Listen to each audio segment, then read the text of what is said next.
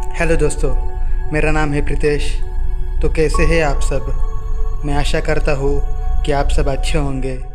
आज हम श्रीमद् भगवद गीता का 12वां अध्याय देखेंगे, जिसका नाम है भक्ति योग। तो चलिए शुरू करते हैं।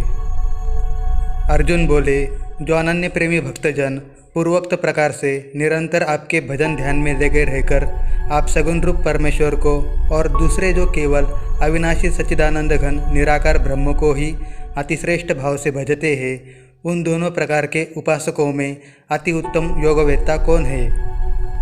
श्री भगवान बोले, मुझ में मन को एकाग्र करके निरंतर मेरे भजन ध्यान में लगे हुए जो भक्तजन अतिश्रेय श्रेष्ठ श्रद्धा से युक्त होकर मुझ सगुण रूप परमेश्वर को भजते हैं, वे मुझको योगियों में अति उत्तम योगी मान्य है। परंतु जो पुरुष इंद्रियों के समुदाय को भली प्रकार वश में करके मन बुद्धि से परे सर्वव्यापी अकथनीय स्वरूप और सदा एकरस रहने वाले नित्य अचल निराकार अविनाशी सच्चिदानंद घन ब्रह्म को निरंतर एक ही भाव से ध्यान करते हुए भजते हैं, वे संपूर्ण भूतों के हित में रत और सब में समान भाव वाले योगी मुझको ही प्राप्त होते हैं। उन सच्चिदानंद घन निराकार ब्रह्म में आसक्त चित्त वाले पुरुषों के साधन में परिश्रम विशेष है, क्योंकि देहाभिमानियों के द्वारा अव्यक्त विषयक गति दुखपूर्वक प्राप्त की जाती है। परंतु जो मेरे परायण रहने वाले भक्तजन संपूर्ण कर्मों को मुझ में अर्पण करके मुझ सगुण रूप परमेश्वर को ही अनन्य भक्ति योग से निरंतर चिंतन करते हुए भजते हैं, हे अर्जुन, उन मुझ में चित्त लगाने वाले प्रेमी भक्तों का मैं शीघ्र ही मृत्युरूप संसार समुद्र से उद्धार करने वाला होता हूँ।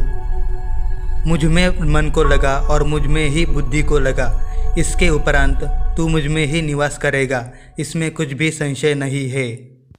यदि तू मन को मुझ में अचल स्थापन करने के लिए समर्थ नहीं है, तो हे अर्जुन, अभ्यास रूप योग के द्वारा मुझको प्राप्त होने के लिए इच्छा कर। यदि तू उपर्युक्त अभ्यास में भी असमर्थ है, तो केवल मेरे लिए कर्म करने के लिए परायण हो जा। इस प्रकार मेरे निमित्त कर्मों को करता हुआ भी मेरी प्राप्ति रूप सिद्धि को ही प्राप्त होगा। यदि तू प्राप्ति रूप योग के आश्रित होकर उपर्युक्त साधन को करने में भी तू असमर्थ है, तो मन बुद्धि आदि पर विजय प्राप्त करने वाला होकर सब कर्मों के फल का त्याग कर। मर्म को न जानकर किए हुए अभ्यास से ज्ञान श्रेष्ठ है, ज्ञान से मुझ परमेश्वर के स्वरूप का ध्यान श्रेष्ठ है, और ध्यान से भी सब कर्मों के फल का त्याग श्रेष्ठ है, क्योंकि त्याग से तत्काल ही परम शांति मिलती है।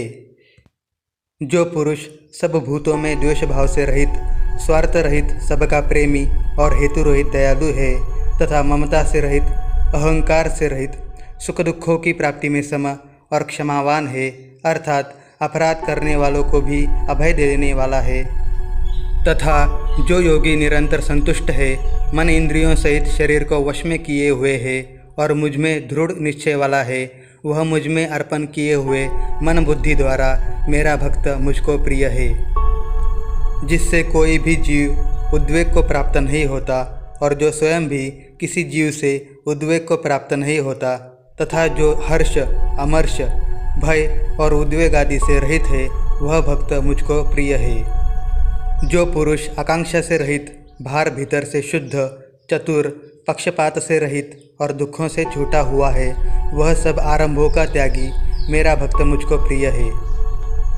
जो न कभी हर्षित होता है, न द्वेष करता है, न शोक करता है, न कामना करता है, तथा जो शुभ और अशुभ संपूर्ण कर्मों का त्यागी है, वह भक्ति युक्त पुरुष मुझको प्रिय है।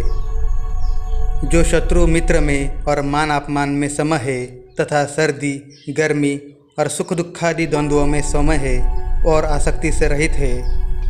जो निंदा स्तुति को समान समझने वाला, मननशील और जिस किसी प्रकार से भी शरीर का निर्वाह होने में सदा ही संतुष्ट है और रहने के स्थान में ममता और आसक्ति से रहित है, वह स्थिर बुद्धि भक्तिमान पुरुष मुझको प्रिय है।